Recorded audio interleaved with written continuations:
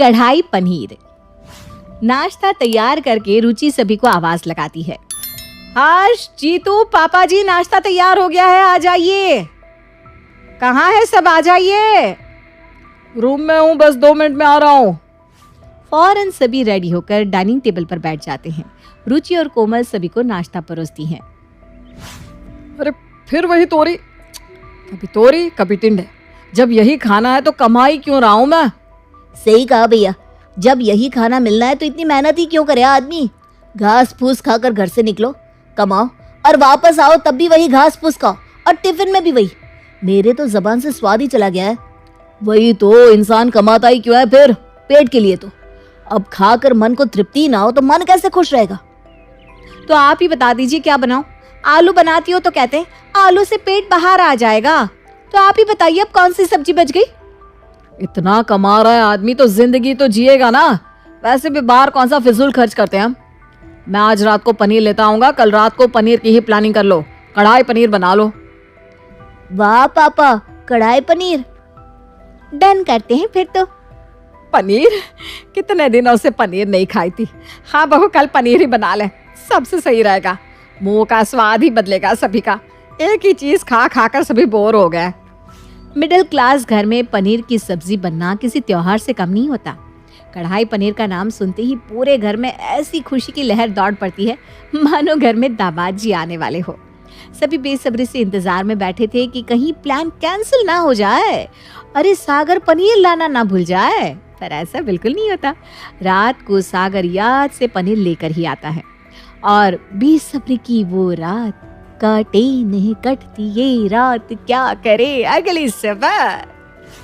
मेरा tiffin pack मत करना कोमल, आज मैं टिफिन लेकर नहीं जाऊंगा। अरे क्यों जी, आप टिफिन लेकर क्यों नहीं जाएंगे।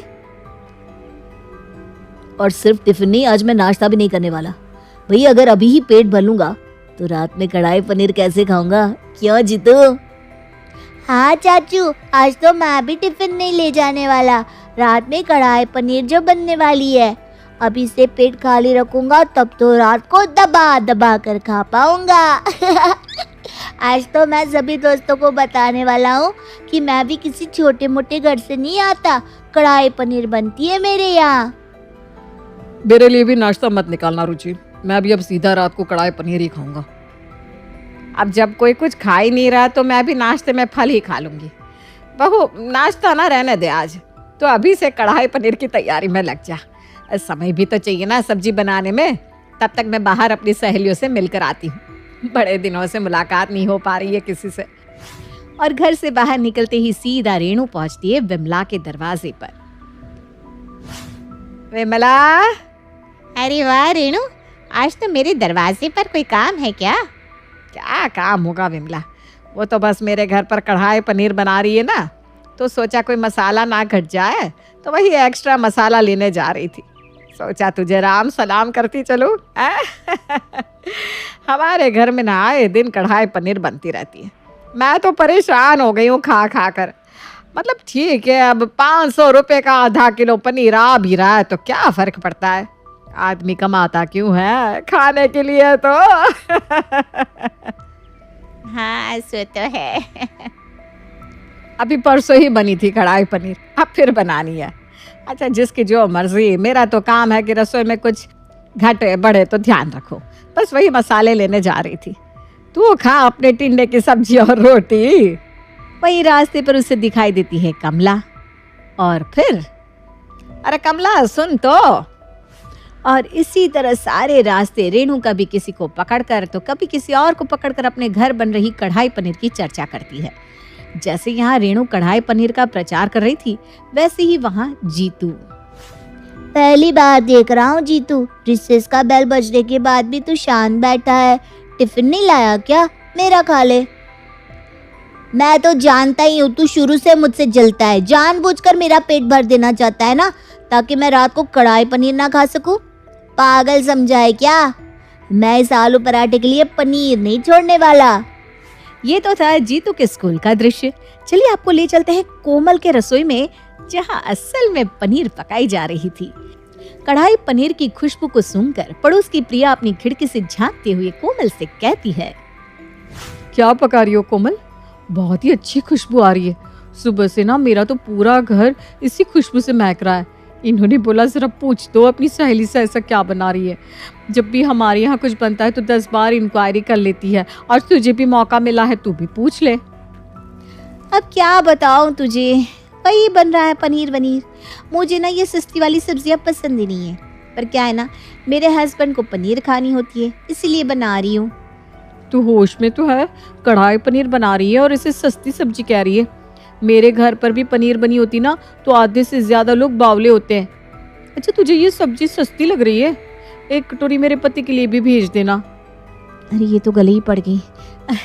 ठीक है प्रिया, बाद में बात करती हूँ, बहुत काम पड़ा है। धनिया पत्ता अगर अलग से पैसे देकर लाना पड़ जाए तो इसमें भी इस घर में कलेश हो जाता है। और ये खाएंगे पनीर, बढ़िया ही सस्ती सब्जी। तभी फोन पर बात करती हुई रुचि वहां आती है। हाँ भाभी, पनीर की सब्जी बना रही हूँ। अरे मेरे ससुराल वालों के बारे में क्या बताऊं, उनको ना यही सब सब्जियां पसंद आती है, कभी सोया कभी पनीर। क्या आपने दम आलू बनाई है? यहाँ तो कोई आलू जैसी सस्ती सब्जी खाना ही नहीं चाहता। देख लीजिए भाभी, कैसे आप ताने देती थी मुझे कि लव मैरिज करके भिखारियों के यहाँ गई है। ससुराल वाले भिखारी नहीं है मेरे, साबित हो गया ना। अच्छा भाभी, फोन रखती हूँ, बहुत काम पड़ा है। पूरा दिन कोमल, रुचि और रेणु काम से ज्यादा तो कढ़ाई पनीर की ही चर्चा करती रहती हैं। पर भगवान की कृपा से शाम के 6 बजे कढ़ाई पनीर बन ही जाती है। रोज ऑफिस से 8 बजे आने वाला हर्ष आज 6 बजे ही घर पर आ जाता है। अरे खाना लगाओ भाई, बहुत जोरों की भूख लगी है। जल्दी छुट्टी लेकर आया हूँ मैं तो। आज तो कैंटीन में भी कुछ नहीं खाया, अब तो सीधा इस अमृत का पान करना है। तभी दरवाजे से सागर आता है। अरे तू तो मुझसे पहले ही घर पहुंच गया। लग रहा है यहाँ भी सभी पनीर के दीवाने हैं। अरे जल्दी जल्दी खाना लगाओ भाई। और फौरन कोमल और रुचि खाना लगाती हैं। सभी खाना खाना शुरू करते हैं कि तभी पीछे से एक आवाज आती है। मुझे तो लगा था कि हमें होटल में खाना पड़ेगा, पर यहाँ तो कढ़ाई पनीर तैयार है। अरे जी अंदर आ जाइए, बैग यहीं रख देंगे। योगेश, खाने पर बैठ जा। बुआ जी आप? वो क्या है ना बेटा, मैं लखनऊ जा रही थी, बीच में यहाँ का स्टेशन पड़ गया। 2 घंटे का हॉल्ट था, तो मैंने सोचा अपनी भाभी के घर होकर आती हूँ। इसी बहाने अपने भतीजों की बीवियों से भी मिल लूँगी, तो आ गई। तुम लोगों को तो मैं होटल ले जाती, पर यहाँ तो खुद ही खाना होटल वाला तैयार है, तो यही खा लेते। और बस ममता अपने पूरे परिवार के साथ डाइनिंग टेबल पर विराजमान हो जाती है। कढ़ाई पनीर ना मेरी सबसे फेवरेट सब्जी है। अरे अच्छे से डाल बहू, इतनी कम सब्जी नहीं खाते हम लोग। और अपने फूफा जी को भर भर कर डालना, वरना सब नाराज हो जाते हैं। एक रोटी, दूसरी रोटी, तीसरी रोटी, एक कटोरी कढ़ाई पनीर, फिर एक और, फिर एक और। अच्छे से खाना योगेश, शर्माना मत। वो क्या है ना बहू, ये शर्माता बहुत है। अरे मामा जी का घर है बेटा, आराम से खा। और हमारे योगेश महाराज खाते ही जाते हैं, खाते ही जाते हैं। भाभी पनीर। हाँ, सब्जी तो सारी खत्म हो गई भैया। चल कोई बात नहीं बहू, अब सब कुछ हम ही खा लेंगे, तो तुम लोग क्या खाओगे? हमारी ट्रेन का भी ना वक्त हो गया है, तो अब हम निकलते हैं।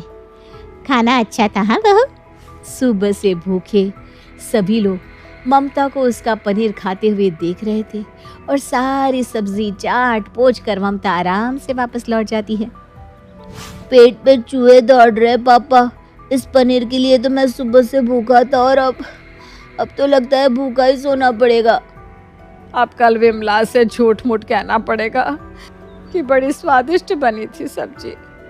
मैं भी झूठ मूठ बर्तन धोने की एक्टिंग कर लूंगी। एक्टिंग क्या करनी है? बुआ जी के परिवार के बर्तन तो हुए ही हैं, उन्हें तो तुझे धोना ही पड़ेगा। मुझे तो मेरी भाभी की टेंशन हो रही है, बहुत ज़्यादा बोल दिया मैंने उन्हें। अगर उन्हें इस बात की खबर हो गई ना, फिर तो मुझे और ताने सुनने पड़ेंगे। रुचि और कोमल सारे झूठे बर्तन उठाकर रसोई में ले जाती है। रेणु भी सर झुकाए अपने कमरे में जाने लगती है। जीतू रोता हुआ टीवी ऑन करके बैठ जाता है। और तभी सभी की मायूसियों को दूर करता हुआ सागर कहता है, नहीं नहीं भाई, ऐसी भी बचत नहीं करनी कि जान पे भी बात आ जाए। कोई भूखा नहीं सोएगा, ना ही रात को अब तुम दोनों खिचड़ी बनाओगी। आज तो पनीर खाना ही खाना है। तैयार हो जाओ सब, हम रेस्टोरेंट चल रहे हैं। और आखिरकार सभी को कढ़ाई पनीर मिल ही जाती है। वैसे आज आपके रसोई घर में क्या पका है? मोहिनी और काजल कहने को तो देवरानी जेठानी है, लेकिन उन दोनों में सगी बहनों की तरह प्यार है। दोनों एक दूसरे के हर काम में हाथ बटाती। जहाँ देवरानी मोहिनी थोड़ी फैशनेबल है, वहीं जेठानी काजल बहुत सिंपल। दोनों एक दूसरे से बिल्कुल विपरीत होने के बावजूद भी एक दूसरे की परछाई है। क्या इन दोनों का प्यार ऐसे ही बना रहेगा, या फिर दोनों के बीच नफरत की खाई इतनी बढ़ जाएगी कि उसे लांघना मुश्किल नहीं, नामुमकिन हो जाएगा? आइए जानते हैं हमारी इस कहानी में। भाभी, आप मुझसे बिना बोले किचन में आई कैसे? मैंने बोला है ना, जो काम करेंगे वो साथ में करेंगे। अरे मोहिनी, तुम सो रही थी और सोते हुए बहुत प्यारी लग रही थी इसलिए मेरा मन नहीं किया तुम्हें उठाने का। रहने दो भाभी, सब समझती हूँ मैं आपकी चालाकी। अच्छा भाभी, मैं सोच रही थी कि आज खाने में कुछ अच्छा सा बनाते हैं, माँ जी खुश हो जाएंगी देखकर। इतने में उनकी सास उर्मिला वहां आकर कहती है, अरे क्या खिचड़ी पक रही है देवरानी जेठानी में? कुछ नहीं माँ, मोहिनी कह रही है कि वो आज खाने में आपको बहुत अच्छा सा कुछ बनाकर खिलाएगी। इस तरह तीनों सास बहुओं का दिन हंसी खुशी बीत जाता है। काजल का एक बेटा जय भी है, लेकिन मोहिनी की गोद शादी के कई साल बाद तक सुनी है।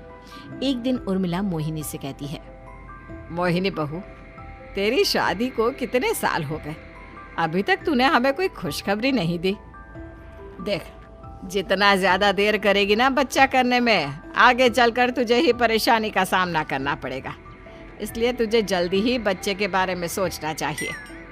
अपनी सास की बात सुनकर मोहिनी सोचने लगी, क्या माँ सुबह सुबह बच्चे का राग आलापने लगी? अगर मैंने बच्चा किया तो मेरा फिगर खराब हो जाएगा। लेकिन बच्चा भी तो करना ही है, कब तक इस बात को मैं टालती रहूंगी? अरे बहू, क्या सोच रही है? जो मैं कह रही हूँ सुन भी रही है क्या? हाँ माँ, आप सही कह रही हैं, मैं कल ही किसी अच्छे डॉक्टर के पास जाती हूँ। अगले दिन मोहिनी डॉक्टर के पास से घर आती है तो उसका चेहरा उतरा हुआ था। काजल और उर्मिला उसे देखकर कहती हैं, मोहिनी, क्या हुआ तुम्हें? इतनी उदास क्यों लग रही हो? बहू, तू तो डॉक्टर के पास गई थी ना, क्या कहा डॉक्टर ने? जल्दी बता बहू, मेरा तो दिल बैठा जा रहा है। माँ भाभी, डॉक्टर ने कहा कि मैं कभी माँ नहीं बन सकती। ये क्या कह रही है बहू? ठीक से सारे चेकअप करवाए ना तूने? हाँ माँ, मैंने सब कुछ ठीक से करवाया। डॉक्टर ने 2-2 बार सारे चेकअप किए। मोहिनी, रो मत, अपना दिल छोटा मत कर। अरे जय भी तो तेरा बेटा है ना। काजल और उर्मिला मोहिनी को बहुत समझाती हैं। ऐसे ही कुछ दिन बीत जाते हैं। मोहिनी बहुत उदास रहती है। काजल हर समय मोहिनी को खुश रखने की कोशिश करती है। एक दिन मोहिनी काजल के पास आकर कहती है, भाभी, आपने मुझे हमेशा अपनी सगी बहन की तरह प्यार किया है। अगर मैं आपसे आज कुछ मांगू तो आप दोगी? अरे ये भी कोई पूछने की बात है? मेरा सब कुछ तो तुम्हारा ही है, बताओ क्या चाहिए? भाभी, मैं चाहती हूँ कि मेरा बच्चा आपकी कोख में पले। मोहिनी, ये क्या बोल रही हो? हाँ भाभी, ऐसा पॉसिबल है। मुझ जैसी जो बदनसीब औरतें माँ नहीं बन सकती, उनके लिए ये विज्ञान का चमत्कार है। सरोगेसी एक ऐसी व्यवस्था है जहाँ एक सरोगेट माँ दूसरे जोड़े या व्यक्ति के लिए बच्चे को जन्म देती है। और भाभी, मेरे लिए ये सिर्फ आप ही कर सकती हो। काजल मोहिनी की बात सुनकर सोच में पड़ गई। मोहिनी का पति प्रशांत भी अपनी भाभी को समझाने लगा। उसके बाद काजल ने फैसला लिया कि वो मोहिनी और प्रशांत के बच्चे को जन्म देगी। काजल उन दोनों के साथ इन वाइट्रो फर्टिलाइजेशन सेंटर चली गई। भाभी, मुझे तो समझ में नहीं आ रहा कि मैं आपको थैंक्स कैसे कहूँ। हाँ भाभी, अगर मेरी कोई सगी बहन भी होती तो मेरे लिए ये सब नहीं करती जो आप कर रही हो। तुम दोनों फालतू में इमोशनल हो रहे हो। मुसीबत की घड़ी में अपने ही तो अपनों के काम आते हैं। काजल बहुत समझदार है और अपने देवर देवरानी से बहुत प्यार करती है, इसलिए उसने बिना कुछ सोचे समझे उनके बच्चे को जन्म देने का फैसला लिया। थोड़े दिनों बाद काजल प्रेग्नेंट हो गई। अब सभी घर वाले काजल का बहुत ध्यान रखने लगे। भाभी, अब आप घर का कोई भी काम नहीं करेगी, और जय को भी आज से मैं ही संभालूंगी। हाँ बहू, तू बस अपना ध्यान रख, और अब से ना तुझे रोज हेल्दी खाना खाना है, रोज फ्रूट्स खाने हैं, दूध पीना है। भाभी, आपको रेगुलर चेकअप के लिए जाना होगा और जो भी इंस्ट्रक्शंस डॉक्टर ने दिए हैं उसका सख्ती से पालन करना होगा। अरे बस करो आप तीनों, मुझे पता है क्या करना है और क्या नहीं। आप तीनों तो मेरे पीछे ही पड़ गए। इस तरह से घर के सभी लोग काजल का बहुत ध्यान रखते, साथ ही नए मेहमान के आने का बेसब्री से इंतजार कर रहे हैं। इसी तरह हंसी खुशी उनका जीवन बीत रहा था। लेकिन एक दिन काजल अपना और अपने बेटे का सामान पैक कर रही थी। उर्मिला ने ये देखा तो कहने लगी, अरे बहू, तू जाए और अपना सामान क्यों पैक कर रही है? कहाँ जा रही है? माँ जी, मैं ये घर छोड़कर जा रही हूँ। ये क्या बोल रही है बहू? तेरी तबीयत तो ठीक है ना? प्रशांत, मोहिनी, जल्दी यहाँ आओ। माँ की आवाज सुनकर प्रशांत और मोहिनी दौड़ते हुए काजल के कमरे में आए। क्या हुआ माँ, सब ठीक तो है? ये देख बहू, पता नहीं क्यों काजल घर छोड़कर जा रही है। क्या हुआ भाभी, आप घर छोड़कर क्यों जाना चाहती हो? भाभी, आपको यहाँ कोई परेशानी है क्या? काजल सबकी बात सुन रही थी लेकिन किसी भी बात का जवाब नहीं दे रही थी। वो बस गुस्से में अपना सामान पैक किए जा रही थी। मोहिनी ने फिर से कहा, भाभी आप कम से कम ये तो सोचिए, आपकी कोख में मेरा बच्चा पल रहा है, आप क्यों उसकी जान जोखिम में डालना चाहती हो? तुम्हारा बच्चा? क्या तुम सच में माँ बनना चाहती हो? ये बच्चा तुम्हारा नहीं, मेरा है, और ये बच्चा मैं तुम्हें नहीं दूंगी। भाभी, सुबह सुबह भांग खा रही है क्या? ये हमारा बच्चा है। पूछो अपनी बीवी से, ये माँ बन सकती है, इसने हम सबसे झूठ बोला। आज सुबह मैं इसके कमरे में गई तो मुझे इसके हॉस्पिटल की कागज मिले जिसमें इसकी सारी रिपोर्ट नॉर्मल है। फिर भी अपने दिल की तसल्ली के लिए मैं डॉक्टर के पास गई और उससे पूछा तो उसने बताया कि मोहिनी माँ बन सकती है। मोहिनी, भाभी क्या बोल रही है? तुमने हम सबसे झूठ बोला। काजल की बात सुनकर मोहिनी के चेहरे का रंग उड़ गया। तभी उर्मिला ने कहा, बहू तेरी खामोशी सब बता रही है। अब तू ये बता कि तूने हम सबसे झूठ क्यों बोला? माँ जी, मैं बच्ची को जन्म देना नहीं चाहती थी क्योंकि बच्चा होने के बाद मेरा फिगर खराब हो जाता, इसलिए मैंने आप सबसे झूठ बोला। मोहिनी की बात सुनकर सब लोग हैरान हो गए और मोहिनी को बहुत भला बुरा सुनाया। प्रशांत और उर्मिला ने काजल को जाने से रोक दिया। इसके बाद मोहिनी और काजल के बीच प्यार मानो खत्म ही हो गया। दोनों आपस में लड़ती रहती। भाभी की वजह से घर वालों के सामने मेरी इतनी बेइज्जती हुई। अगर भाभी को मेरी सच्चाई पता चल गई थी तो मुझसे अकेले में बात नहीं कर सकती थी क्या? दूसरी तरफ काजल भी यही सोचती है, अगर मोहिनी माँ नहीं बनना चाहती थी तो मुझसे बोल भी तो सकती थी। इतना बड़ा झूठ बोलने की क्या जरूरत थी? ये बच्चा तो मैं मोहिनी को कभी नहीं दूंगी। अब दोनों में बच्ची की वजह से लगभग रोज लड़ाई होती और घर के बाकी लोग उन दोनों की लड़ाई शांत कराने में लगे रहते। एक दिन मोहिनी बच्ची के लिए कुछ सामान लेकर आई और घर वालों को दिखाने लगी। देखिए, मैं आने वाले बच्चे के लिए कितना सारा सामान लेकर आई हूँ। ये छोटे छोटे कपड़े, ये बच्चों का पाउडर, ये क्रीम, साबुन और इतने सारे खिलौने। तुम्हारी लाई हुई कोई भी चीज मैं अपने बच्चे को नहीं दूंगी। भाभी, इस बच्चे को बार बार अपना बोलना बंद कीजिए। ये बच्चा मेरा है। बच्चों को पालने में बहुत परेशानी उठानी पड़ती है। तुम तो बस अपना फिगर देखो, फिगर। एक बार तुम पर भरोसा कर लिया, अब आगे नहीं कर सकती। भाभी, अगर आप इसी तरह अपनी जिद पर अड़ी रही ना तो मैं आपके ऊपर केस कर दूंगी और कोर्ट के द्वारा अपना बच्चा लूंगी। मोहिनी, कोर्ट वोट की धमकी तो तुम मुझे देना ही मत। कोर्ट में मैं तेरा झूठ भी साबित कर दूंगी कि किस तरह तूने झूठ बोलकर मुझे प्रेग्नेंट कर दिया। भाभी, मोहिनी चुप हो जाओ। अरे बहुओं, घर की बात घर में रहे तो अच्छा है, क्यों घर की शांति भंग करने में लगी हो? काजल बहू, तू तो माँ बनने वाली है, तेरा इस तरह से बोलना ठीक नहीं। तू चुप हो जा बहू। उर्मिला और प्रशांत दोनों को चुप कराने में लगे हुए थे, लेकिन दोनों ही चुप होने का नाम नहीं ले रही थी। ये दोनों वही देवरानी जेठानी है जो सगी बहनों की तरह प्यार से रहती थी। हमारे प्यारे दर्शकों, अब आप हमें कमेंट करके बताइए कि इस बच्चे पर सबसे ज्यादा हक किसका है और ये बच्चा किसको मिलना चाहिए, देवरानी मोहिनी को या फिर जिठानी काजल को।